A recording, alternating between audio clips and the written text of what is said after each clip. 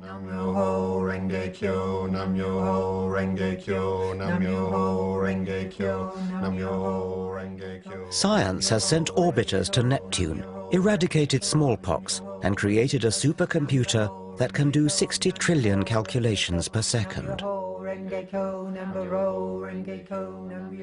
Science frees us from superstition and dogma and enables us to base our knowledge on evidence.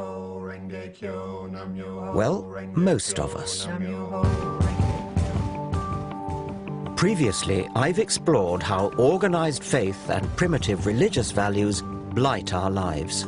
You take the women and dress them like whores on the street. I don't dress women, they dress themselves. Do now, but you allow it as a norm. The fault line runs deeper even than religion. There are two ways of looking at the world, through faith and superstition, or through the rigors of logic, observation and evidence, through reason.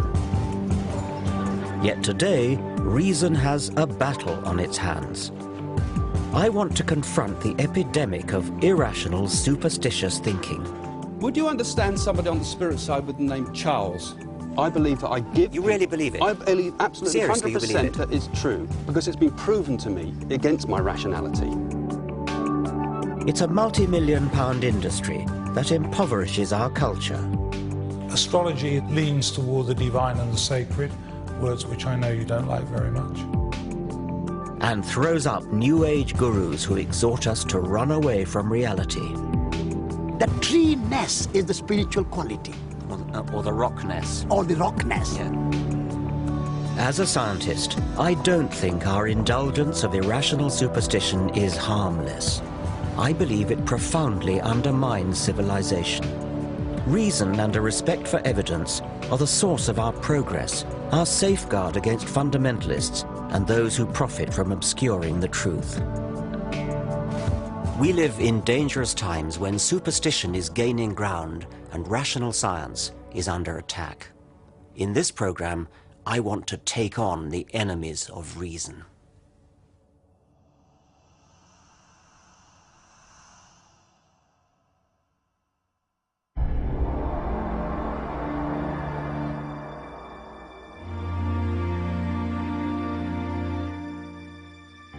"300 years ago, in the Age of Enlightenment, scientists and philosophers from Galileo to David Hume had the courage to stand up for intellectual principles and reason. The rational science they pioneered has given us tangible benefits. Everything from antibiotics to electricity, sewage systems to sat-nav. And it's not just material progress. Increased life expectancy, health and leisure provided by modern medicine and industrial technology have given more people more time than ever before to educate themselves, express their creativity, and ponder existence. And yet, into this better world that reason has built, primitive darkness is coming back, a disturbing pick and mix of superstitions. Where better to start my journey than a New Age fair? Hello, what do you do? What sort of readings do you do? All kinds. I do the tarot, and then I also do the crystal ball. This is George. Hello. What can you do for me? All right, well, we can take it on a photograph. All right, I'd like that, yes. What do I do? Just sit on the throne there? Just take a seat, please. Shall I take my glasses off? Oh, what have you got here? Right, now, you have got a couple of spirit guides around you at the moment, because I think there's something in your life changing, but I think this is about you as well, being more comfortable with yourself. Now, what you have here is you have somebody in spirit who's really, really close to you, and they've got their arms around your neck. Well, that's very nice to know.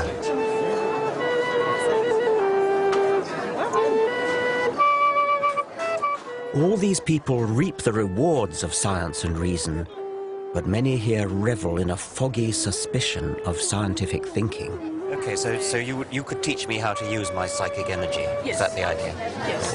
You can rely much better on that than on your head. Irrationality is woven into the fabric of modern life. We unthinkingly indulge unscientific delusion.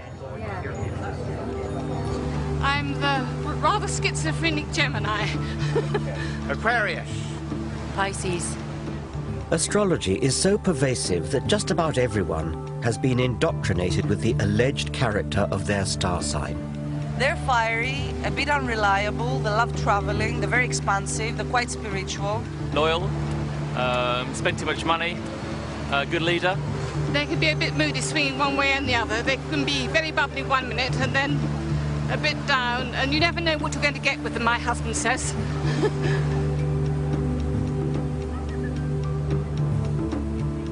A full quarter of the British population claim to believe in astrology. That's more than believe in any one of the gods touted by religions. Day in, day out, astrological horoscopes get far more newspaper column inches than science. Amusingly, it falls foul of our modern taboo against lazy stereotyping. How would we react if a newspaper published a daily column that read something like this? Germans, it is in your nature to be hard-working and methodical, which should serve you well at work today.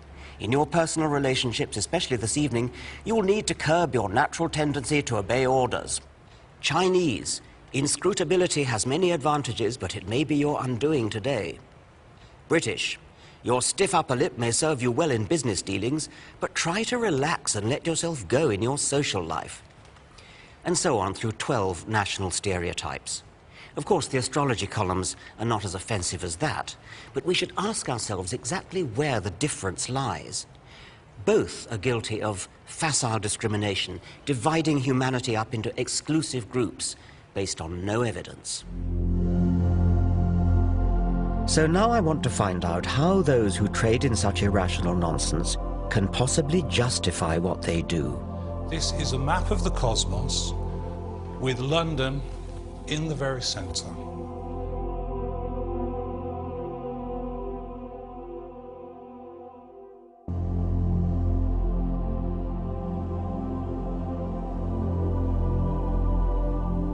I always thought that by the 21st century, science and reason would have long since cleaned up. And yet every day of the week, we're encouraged to retreat into the fog of the superstitious past. Astrology is a primitive belief system made into elaborate pseudoscience. It arrogantly makes humans the focal point of the universe. The movement of planets is supposed to signify petty developments in our career or love life. It was developed in the 2nd century AD by the philosopher Claudius Ptolemy and has not moved on since, despite the discovery of new planets and despite a shift in the Earth's rotational axis that has thrown Ptolemy's zodiac out by 23 degrees. You could ask a question. You could say, who has stolen my money? It never made sense when it was first invented, and it makes even less sense now. Reel it off as though you mean they get it right. Do you think there's an actual physical influence of the planets that somehow beams down and influences people? I think it's very hard to see that. I think if you try to understand astrology as a causal agent, right, I think that's hard to imagine how that would happen. I think you have to look at the planets as signifiers. When you look at the movement of Saturn around the zodiac, it's a very strong signifier of what's going on in individual lives. I don't even understand how they could possibly be signifiers. I mean, how could the rise of Saturn possibly be a signifier for something that's going on physiologically in a person's body? The position of planets in the signs of the zodiac. This is what you keep coming back to ask me. How could it possibly work? Yes. And I've told you, I don't know. It's a deep, dark mystery. What isn't a deep, dark mystery is why the trite vagaries of newspaper horoscopes seem to chime with readers. Psychologists have identified what's known as the Barnum effect, whereby people tend to believe statements are accurate for them personally, when in fact they're general enough to apply to anyone. We could devise a little experiment where we take your forecasts and then give some of them straight, give some of them randomized, sometimes give Virgo, the Pisces forecast, etc., and then ask people how accurate they were. Yes, that would be a perverse thing to do, wouldn't it? It would be, yes, but I mean, wouldn't that be a good test? A test of what? Well, how accurate you are. I think that your intention there is mischief, and I think what you'd then get back was mischief. Okay, well, my intention would not be mischief. My intention would be experimental test. Okay. Scientific test. Well, but even if it was mischief, how could that possibly influence it? I think it does influence it. I think whenever you do things with astrology, intentions are strong. I'd have thought you'd be eager. I mean, I'd have thought you'd really... See, the fact that you're not makes me think you don't really, in your heart of hearts, believe it. I don't think you really are prepared to put your reputation on the line. I just don't believe in the experiment, Richard. It's that simple. Well, you're in a kind of no-lose situation then, aren't you? Because... I hope so. Yeah. Regardless of Neil Spencer's concerns, I wanted to conduct a simple trial. We selected 20 people at random. We asked them to read that week's horoscope for Capricorn, but as a test, we said it applied to their own star sign. Not only do you have clever Mercury and ambitious Mars focusing on success, but now the Sun is at the same pivotal mid-haven angle of your solar chart. I have no idea what that means. Put simply, this means that this is your moment to go that extra mile to become the person you dream of becoming. Remember, however, that there will be others who want what you have and will stop at nothing to get it. Astrologers say this should fit just Capricorn and not the rest. But what actually happened? Yeah, maybe. To be honest, I felt there's some Mercury energy this week because there's a lot of arguments around and a lot of bad vibes. Yeah, that kind of makes sense. What a load of old junk. Could apply to me as much as to the next person. Well, yeah, well, in a way, yeah. I am, I'm going on a flamenco course in Spain. That isn't necessarily pertaining to me this week. It's pertaining to me generally. Pile of rubbish. The same number of people agreed that the horoscope was accurate for them as disagreed, and similar results are found with proper large-scale experiments. Technically, all but one of our group should have disagreed, namely our only Capricorn. Does it apply to you? Not at this moment, no.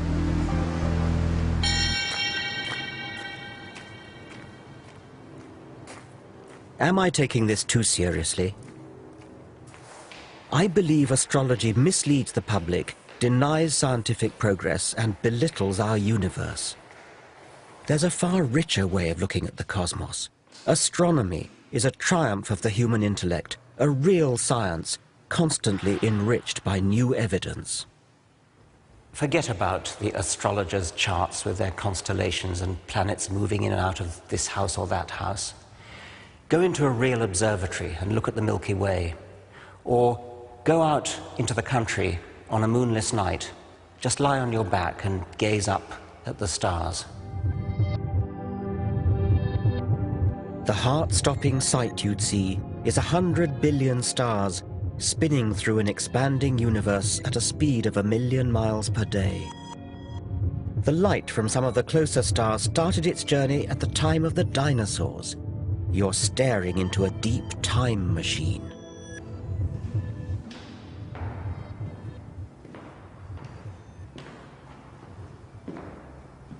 And yet, even as science unravels these natural wonders, our society is drawn to the slim pickings of supernatural belief.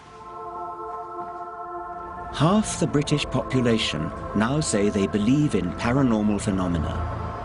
Over 8 million of us have owned up to consulting psychic mediums. What I want you to do, Richard, for me is just to pull me out 8 of them, please. Simon Goodfellow claims that, with these cards, he can use his psychic powers to tune in to the spirits of dead people around me. 7, 8. These voices from the past can apparently give him a glimpse of my future. Lovely, Richard, thank you.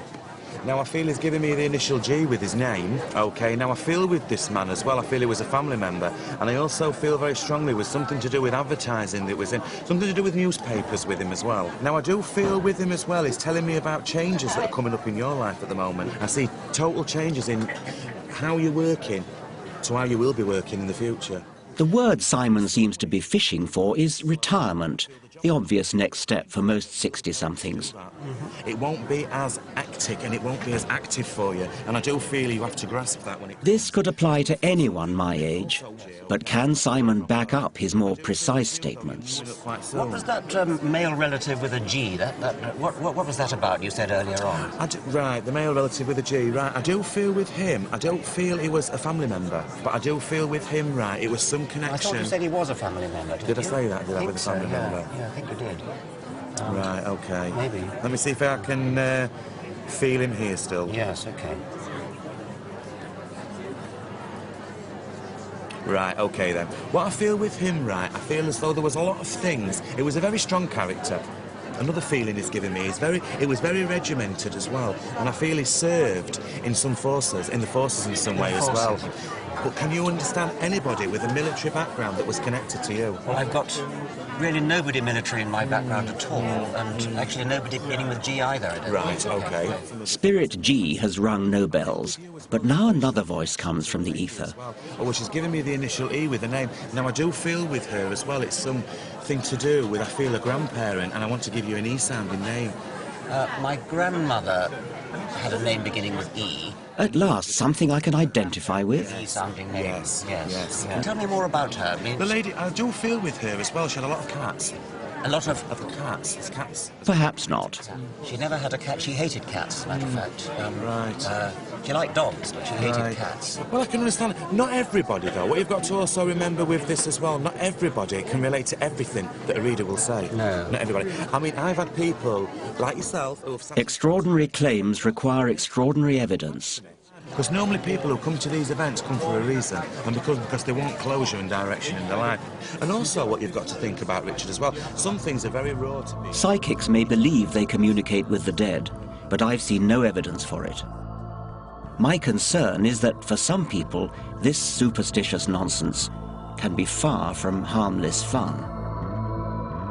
If you've lost somebody dear to you, and I'm trampling all over those memories by telling you that they're here now saying this and that. I mean, that's none of my business, and if I'm just doing it because I can earn some money out of it, I've known cases of people that have lost a child that's so dear to them, and they cannot get over the fact they've lost the child, and become addicted to these...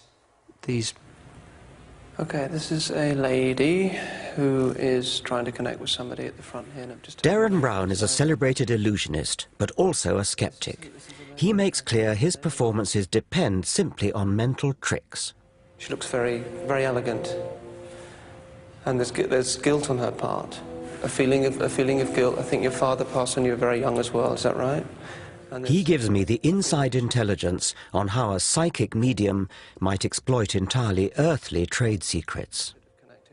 They're using a skill called cold reading, which is a way of communicating information to somebody where it sounds like they know everything about you and they can reveal facts seemingly about your life and describe your character in a way that you'd be amazed by. Whereas in fact it's a linguistic trick, or a set of linguistic tricks, where they're saying words and you're constantly supplying the meaning yourself, but it can be very convincing. She's asking about, I want to say Charlie?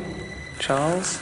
The psychic will, if it's with a group of people, throw out a name. And someone she left behind? Now, that name could refer to a person in the audience who's living, or it could refer to someone that's died, or it could be a friend of the person. You know, it really could be anything. So it's up to somebody to pick up on it and turn it into what they want it to be. Is it another relationship that you had? Sorry? That's my ex-husband's name. And of course, if they say, yes, that was my husband, then the reader can go, yes, that's right, he's here, he's saying he still loves you, or whatever that is, and they turn it back into, make it sound as if they were saying it was your husband, when in fact it could have been anybody, it could have been the name of the person that was sat there. Lily or Lucy or something like that.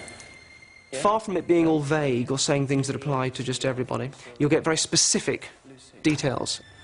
She's saying something about a hat that you used to like, or something with a hat, yeah? One thing I saw was, there's a dog, he's saying something to do with his dog that used to sleep in the hallway. And the answer sort of came back, sort of, no. Yeah, well, it's something in the hall, it could be a picture of a dog.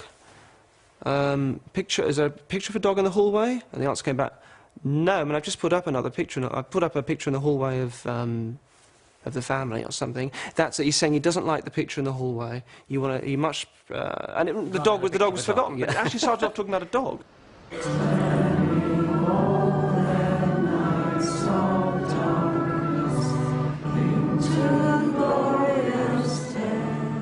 There's a network of over 500 spiritualist churches across Britain.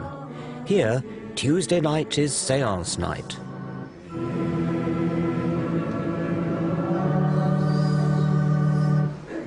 And we ask that we can now build a bridge between this world and the next, so that we can once again go some way to proving that we survived death and that our loved ones in the spirit are forever with us. Amen. Okay, I expect most of you are familiar with spiritualism, but those that... Spiritualism makes a nod to God, then it descends into a darker world. The real draw here is when the dead start talking inside the medium's head. Okay, well, the first link that I want to do is I feel I've got somebody giving me the name Charles. And I want a gentleman on the spirit side that passed with chest conditions with this. And there's something about a name that sounds like, it sounds a bit like Devon, but I thought I could hear, could be Davon or Davenport, something like that. And I feel over this side somewhere. Can anybody understand this so far? The lady close to the bookshelf there. Would you understand somebody on the spirit side with the name Charles? No, but I have a home in Davenport. You have a home in Davenport? Yeah. Okay. Isn't what you're doing cold reading? Well, depends what you call cold reading. This is something that a lot of the rationalists have come up with, is saying that what you do is you say something and people basically make it fit. So I'll see if I can find the Charles in a minute, but let me just give you a few things that I can feel about you. Has there been a few problems with a stomach condition around you? Because I feel as if I want to go to my stomach and I feel uncomfortable there. Does that make no sense to you whatsoever? No. Well, would you understand then a lady that I want to connect with on spirit's side that would suffer with the stomach condition? Yes. Because I'm being given the stomach condition, Yes. okay? And I feel with this lady, I want someone that's a fairly comfortable build, I would say. A bigger build lady, not a slight build lady that's given me this, yes? Yes. Yeah? I think when you really examine the evidence of what myself and other mediums do, you will find that a large proportion could never be explained away by something like cold reading. It's because there are sometimes such specific details that come through. And I'm seeing like a painting, or print it would be, of a painting that looks like a Stubbs painting. You know, the ones of the horses and the pigs and things like that? The lady in the white at the back there, I'm not around you, am I? Oh, I hate it when I can't find the link.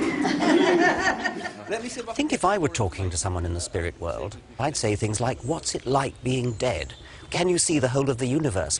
Why do you ask them such banal questions? Yeah, good point. But I think what happens is that mediumship comes from the non-rational, non-verbal parts of the brain, if there's such a thing. I believe it's a blending of thoughts between myself and the spirit communicator. But if only it could be just like a telephone line. Let me just see if I can get a little bit more information from her first. If you've convinced a person that that's their grandmother to the point that they're actually crying, I mean, surely those tears enough are perhaps proof that they've had proof that that really is their grandmother that's making the communication. It could indicate just desperate wishful thinking, perhaps. Now, don't feel I'm with a Stephen Bennett, but I've got those things I want to bring together somehow with particularly a car crash. My friend Ben died in a car crash and his best friend was called Steve. Your friend Ben Parson, but it's not Bennett, as I said, but it was Ben. Let me see if I can describe Ben to see if we can... Beyond whether it's true or false, what concerns me as well is the exploitation of often vulnerable people.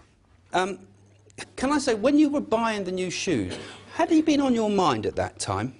He's on my mind all the time, really, Yeah, but... because it's as if I was particularly felt him around me at that particular time. That's why I feel I've got the connection with that.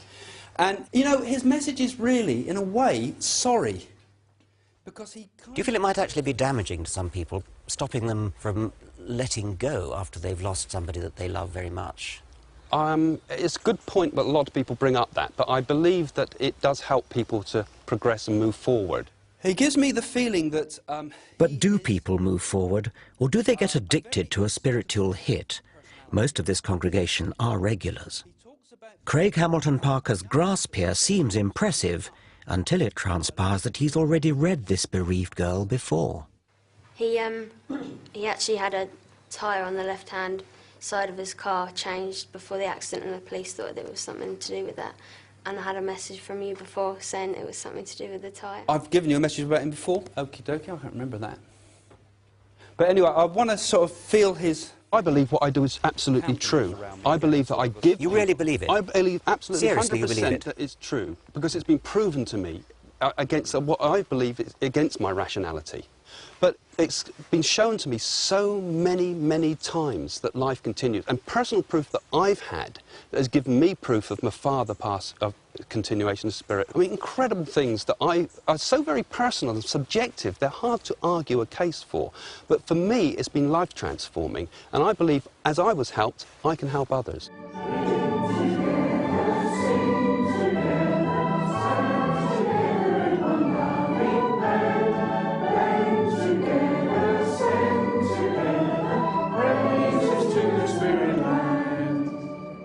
Time and again, so-called psychics claim special status outside science and evidence.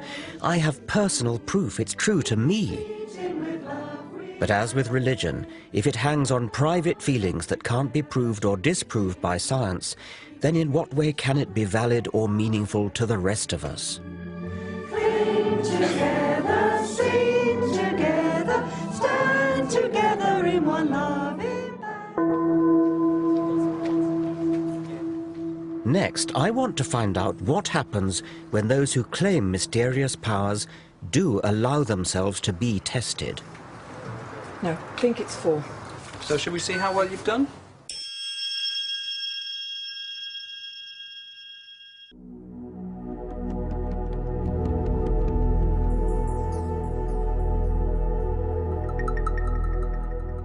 I want to show how scientific reason is always the best way to look at the world and explain the dangers of superstition. I'm often asked how I know that there isn't a spirit world or psychic clairvoyance. Well, I don't. It seems improbable, but unlike the fixed worldviews of mystical faith, science is always open to new possibilities. Scientists test and retest evidence, refreshing our understanding of reality.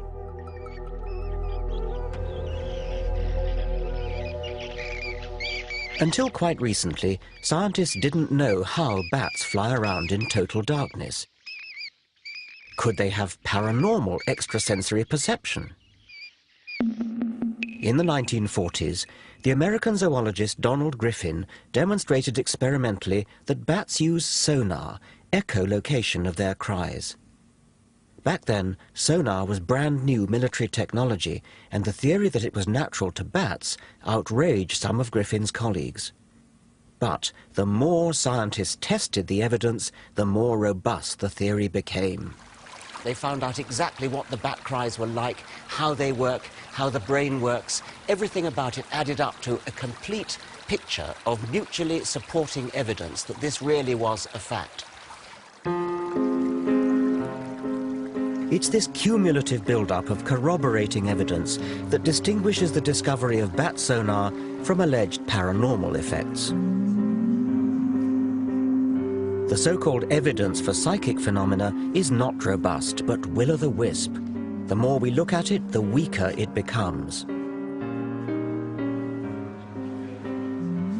The alleged detection of water through dowsing is not obviously ridiculous. It might work, but does it? The only way to tell is through a rigorous experiment. How does dowsing work? That's the #1 question, and nobody can answer you. Well, I reckon I'm convinced that something is helping me to dowse. One of the earlier chaps thinks it's God. How do you do it, then? What's your principle of dowsing? I think the question, and I expect God to respond in a way that I understand. I'm going to expect the right-hand one to point to the camera and the left-hand one straight forward. Yeah, okay. Look, it's following him round. Yeah. And have you done the test yet in the tent? Yes, I did. Yeah, and what was the result? I was going to get 6 or 8, 100%. Yeah, and what happened? 1. So what do you make of that, then? He's having his laugh, isn't he? He loves a joke. Yes. You don't realise. Do I get second goes at it? Oh, yeah, you can have as many goes. The psychologist Chris French thinks there may be a simpler explanation. He has devoted his career to investigating claims of the paranormal. And now he has set up this test for dowsing, a properly controlled double-blind trial. In each of these rows, just one container, chosen at random, holds a bottle of water. All the rest contain sand. Neither the dowsers nor the tester are allowed to know where the water is until the boxes are opened. So there are no unintentional giveaways. Have another go. Safeguards like this make the double-blind trial one of the crowning achievements of scientific reason. Okay, put it on the end one then. Number 6 again. I'd say so. Okay. Right. What you'll typically find when you talk to dowsers is they'll give you lots and lots of anecdotal evidence, lots of stories about how they discovered a leak in their neighbour's pipes and so on and so forth. But there are always other possible explanations there. Yes. What we're trying to do is set up conditions which would rule out any of those other explanations. But then we get down to the very fundamental, basic issue: can the dowsers actually do what they think they can do? Yes. Okay. I think it's 4. I think it's 4. So shall we see how well you've done? This is sand. In that case, I can't do this. This is the waters in number 5. Sand again. This time, guess was bin number 3. And this time you're correct. That's water. And I bet that's sand. Yes, well, actually, there are 2 possible words. Final trial, it's sand again, I'm afraid. In that case, I'm 100% wrong again. Well, you got 1 right out of 6, which is what we'd expect by chance. So far, they're performing pretty much in line with mean chance expectation. In other words, guesswork. Yeah. So no one has scored more than 2 hits out of 6. 3. The people you've been testing, do they understand why they're being put through the double-blind procedure? I think once we've explained it to them, then they appreciate why someone who is perhaps sceptical or doubtful about their claims would see that that was necessary. What's interesting is it doesn't actually tend to dent their confidence at all. Which suggests that they're completely sincere. I think they are completely sincere. Yes. And that they're typically very, very surprised when we run them through a series of trials and actually say at the end of the day, well, your performance is no better than would expect just on the basis of guesswork. And then what typically happens is they'll make up all kinds of reasons, some might say excuses, as to why they didn't pass that particular test. I feel the whole test is wrong. I'm shocked beyond words that this has happened. But I did say from the outset, couldn't we just sort out some grey blocks and some scaffold boards so that I can walk above it, which is what I would routinely do, and I've done for 40 years. Who knows where or what bottles were in what tubs. That's the whole point, isn't it? That's the whole point. But if you understand dosing like I do, you'll understand that everything leaves an image. This state of denial is extraordinary. Even when confronted with hard fact, these dowsers prefer not to face up to truth, but retain their delusion.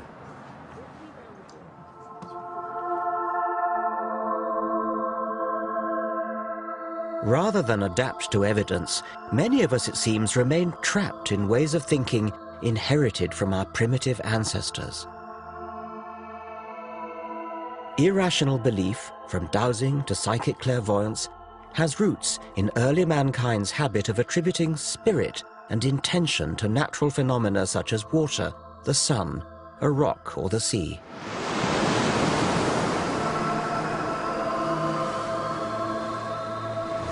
The sea has often been thought to be a malevolent force actively out to get you. In 480 BC, King Xerxes of the Persians built a pontoon bridge across the Hellespont, and a rough sea came and wrecked it. And King Xerxes was so furious that he sentenced the sea to 300 lashes. I wonder whether there's something of King Xerxes in all of us to this day. We don't want to believe that things just happen. We want to believe that there's some kind of deliberate intention behind everything, even where inanimate objects are concerned. And perhaps that is the key to humanity's belief in the supernatural.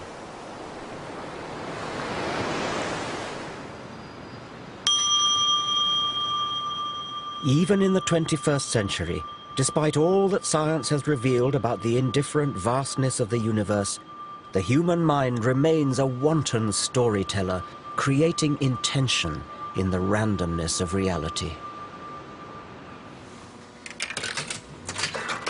The delivery of rewards by a one-armed bandit is determined at random, but many gamblers want to think that what they do can increase their chances of winning the jackpot.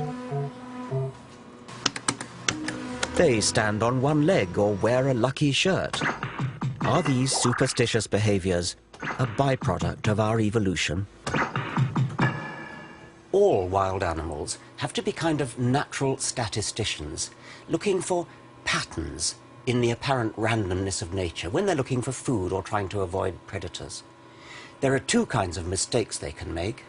They can either fail to detect pattern when there is some, or they can seem to detect pattern when there isn't any, and that's superstition. "60 years ago, the American psychologist B.F. Skinner investigated the behavior of pigeons, rewarding them with food when they learnt to peck a key in the feeding apparatus.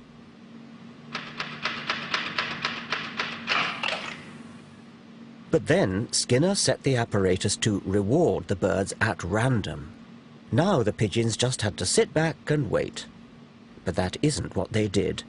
Instead, the majority developed what Skinner called superstitious behavior. When an individual pigeon, for example, happened to look over its left shoulder, and the reward mechanism just happened to click in at that point, it would have got the idea that it was looking over the left shoulder that had got it the reward, so it tried it again. By sheer luck, as it happened, the reward mechanism delivered food at the same time again. And so the pigeon was reinforced in its idea that looking over the left shoulder was what got it the reward. And it went on and turned into a maniac for looking over the left shoulder.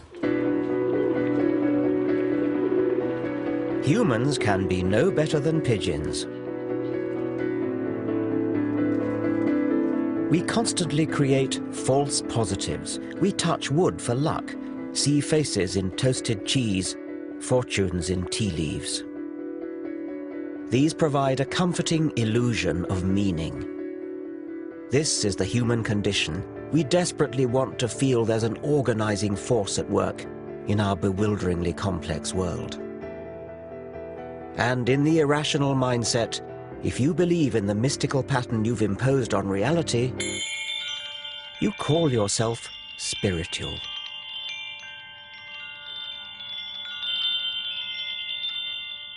Spirituality is a prized commodity.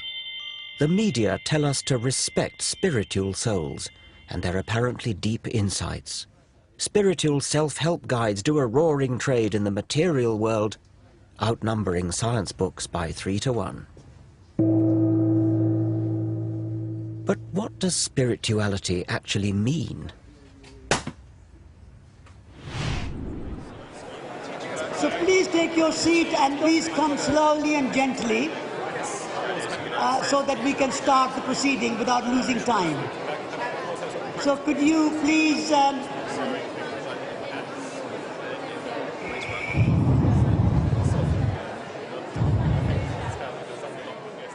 Satish Kumar is the editor of Resurgence, an ecological magazine at the sandal-wearing end of the Green Movement, and he counts amongst his many fans Prince Charles and the Dalai Lama.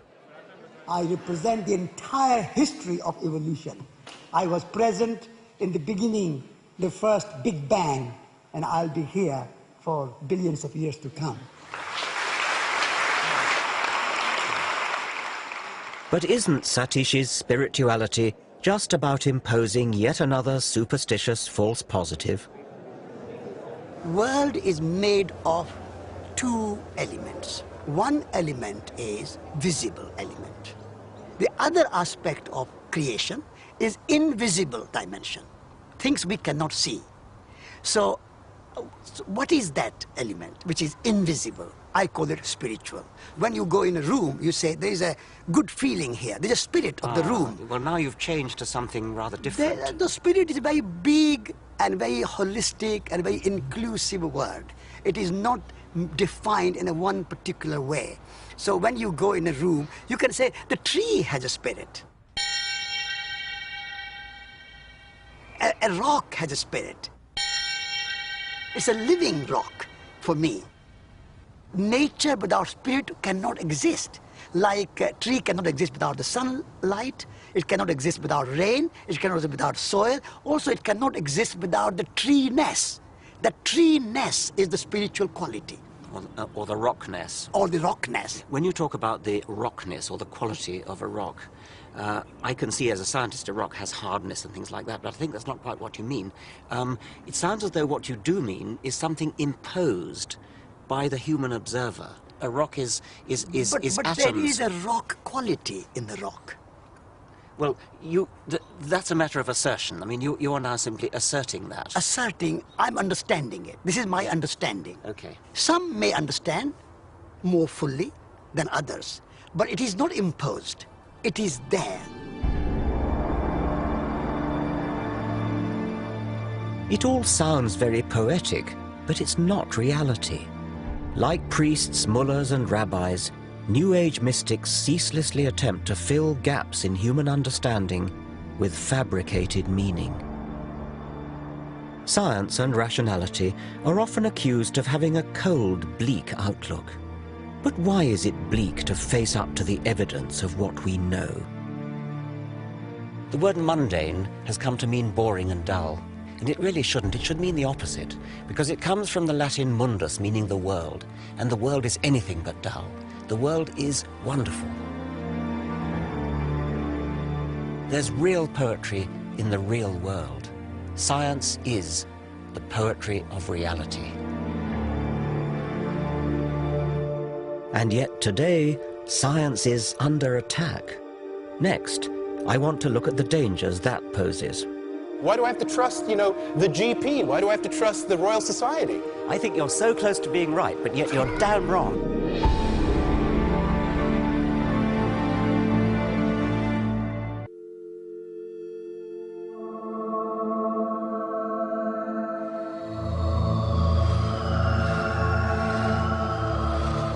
In the last 50 years, science has put a man on the moon, cloned a sheep, decoded the human genome.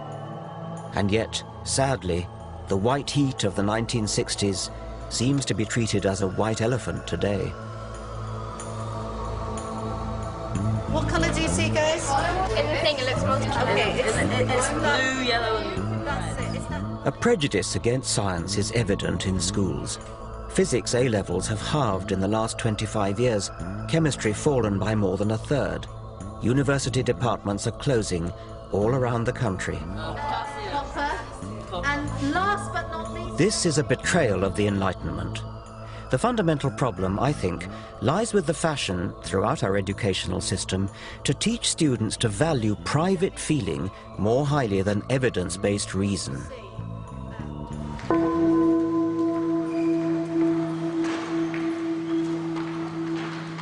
This is rooted in the postmodern relativist agenda.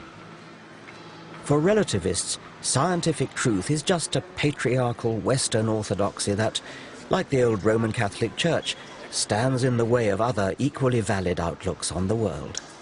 With things like the paranormal, the drive for alternative medicine, all these kinds of movements away from the orthodoxy in science, I see it a lot as like the Protestant Reformation was vis-a-vis Roman Catholicism. Internet, in a way, is kind of functioning as a kind of information source, very much like the printing press did in the 15th century and 16th century, that is in a sense empowering people to sort of look up stuff for themselves in terms of different kinds of treatments and things like that, and in a way not trusting the experts anymore. Saying, well, look, why do I have to trust, the GP? Why do I have to trust the Royal Society? I think you're so close to being right, but yet you're damn wrong. You're absolutely wrong. I would like to take that ball and run with it in a different direction. Yes, we want to question authority. We don't want to say, because this person is the president of the Royal Society, therefore what he says is right. We've got to go back to the evidence and find out what is actually true. The problem is, of course, people may look at the same evidence and then reach a somewhat different conclusion from what the head of the Royal Society reached. And so they will say, well, look, you know, I looked at the evidence too, and I'm not persuaded by this. That's where you start getting a kind of an opening up of science.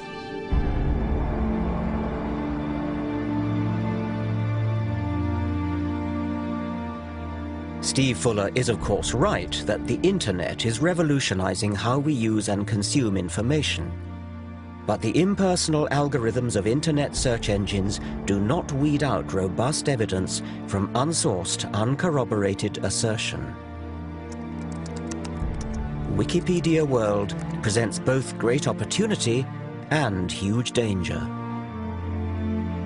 Paranoid conspiracy theories circulate unchallenged. Sometimes they're relatively harmless, like the rumor that NASA faked the moon landings, which is a bit of a joke because the evidence for going to the moon is so strong.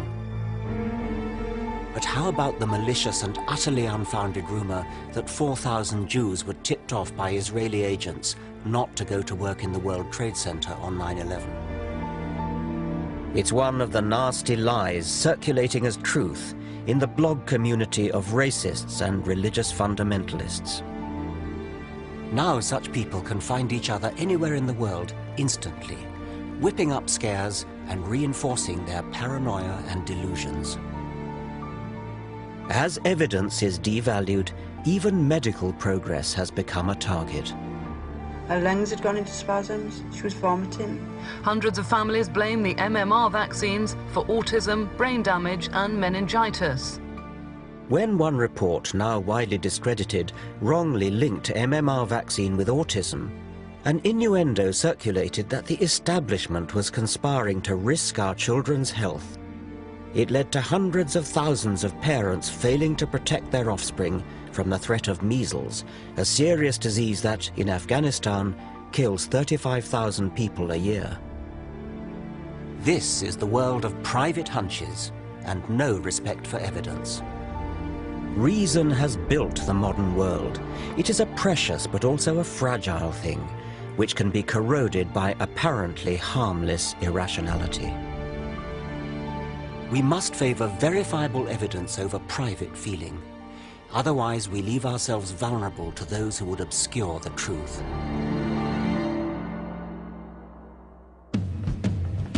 Next week, I look at how health has become one of the fiercest battlegrounds between reason and superstition.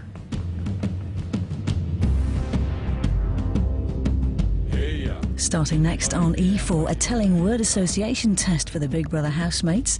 And More 4 is getting to the heart of Britain's childhood obesity problem in Supersized Kids. Film 4 is showing Pitch Black, the cult sci-fi movie that shot Vin Diesel to fame. Here on 4, how far have 3 children who came to Britain 2 years ago embraced their new home?